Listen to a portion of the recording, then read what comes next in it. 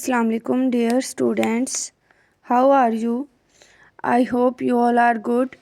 Today we are going to study Urdu class 10th lesson 4 sir Syed का बचपन। हमने अपने प्रीवियस लेक्चर में इसकी एक्सरसाइज को डिस्कस किया था। इसके हमने शॉर्ट क्वेश्चन और एमसीक्यूज़ कंप्लीट कर लिए थे। हमने वही चीज़ें करनी है जो पेपर पॉइंट ऑफ व्यू से इम्पोर्टेंट है। इस बार जो पैक्टा पेयरिंग स्कीम हमें बताई गई है उसकी मदद से हम अपने सिलेबस को कवर करेंगे। नेक्स्ट देखते हैं हमारे पास क्या है। तो आपने क्वेश्चन 5, 6, 7, 8 नहीं करना क्योंकि ये पेपर पॉइंट ऑफ व्यू से इम्पोर्टेंट नहीं है। क्वेश्चन नंबर 9 हमारे पास है, हमने पैराग्राफ की तशरीह करनी है।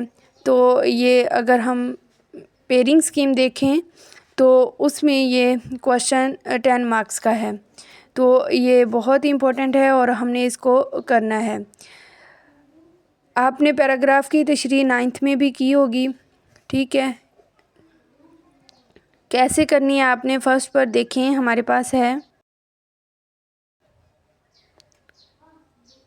पैराग्राफ की तशरीह 10 नंबर की होती है। और ये 10 नंबर की कैसे होती है, सबसे पहले आप लोग क्या लिखते हैं, सबक का उन्वान, और इसका मार्क्स जो होते हैं आपके पास 1, ठीक है, 1 नंबर का होता है।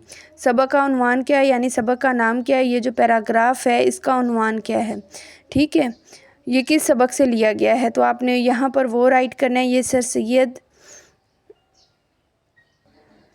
सैयद का बचपन आएगा, ठीक है। सबक का नाम उन्वान क्या आएगा, सर सैयद का बचपन, वो 1 नंबर का होगा। उसके बाद क्या है, मुसन्निफ़ का नाम, वो भी 1 नंबर का होगा। और वो आपने लिखना है कि राइटर कौन है, मौलाना अल्ताफ़ हुसैन हाली। अब नेक्स्ट हमारे पास आ जाते हैं, ये जो उन्होंने वर्ड अंडरलाइन किए होंगे, ठीक है, हमने उनके मायने लिखने हैं। जो उन्होंने वर्ड अंडरलाइन किए हुए हैं वो तो हमने लास्ट में लिखने ही है ना, इससे ज़्यादा भी हम लिख सकते हैं। सबसे पहले अल्फाज मायने लिखेंगे, ठीक है। पहला वर्ड क्या है, सोहबतें। सोहबतें का मतलब क्या होगा, मायने क्या होगा, मेल जोल, मुलाकात, ठीक है। दूसरा वर्ड कौन सा अंडरलाइन उन्होंने किया है, धूमधाम, यानी बहुत ज़्यादा शोहरत हासिल होना। तीसरा क्या है, चर्चा।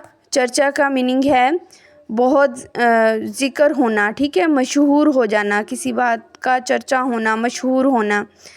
तो ये मैंने इसके मीनिंग राइट भी किए हुए हैं। मौकूफ़ का क्या मीनिंग होगा, ख़त्म होना, ठहर जाना, बंद हो जाना, ठीक है। अब हमने इसके मीनिंग राइट कर लिए हैं। अब हमने लास्ट पर क्या करना है, तशरीह करनी है। और ये जो मीनिंग हमने राइट किए हैं ना, ये 3 नंबर के होंगे।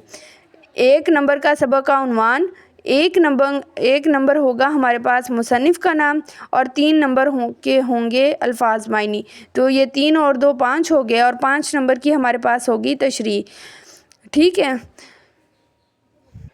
अब आपने जब तशरीह राइट करनी है ना, तो फर्स्ट पे आपने थोड़ा सा इस इबारत यानी जो हमें पैराग्राफ दिया होगा आपने उसके मुतालिक लिखना है। जैसे कि तीरंदाजी की सोहबतें भी सर सैयद के मामू नवाब ज़ैनुल आबिदीन ख़ान के मकाम पर होती थीं।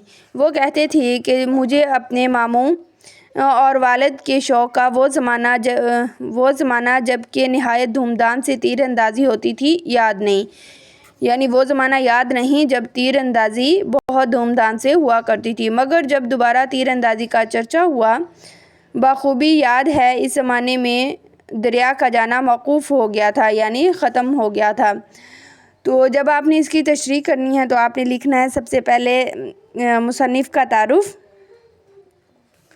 कि ये जो पैराग्राफ है मौलाना अल्ताफ़ हुसैन हाली, इसमें सर सैयद की बचपन से लिया गया है।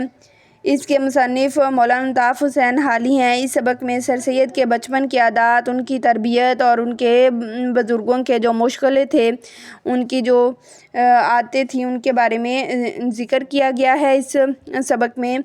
اب آپ اس کی جب تشریح کریں گے تو آپ لکھیں گے مولانا الطاف سر سید کی زبانی بیان کرتے ہیں کہ نواب کے مکان پر، ٹھیک ہے، نواب زین العابدین کے مقام پر تیر چلانے کی مشق کیا کرتے تھے۔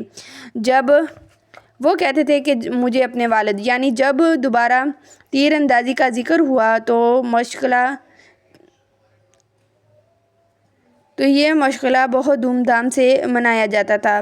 سب سے پہلے تیر اندازی کے لیے دریا کے کنارے جانا ضروری سمجھا جاتا تھا، لیکن اب دریا پر جانا بند ہو چکا ہے، یعنی موقوف ہو چکا ہے اس زمانے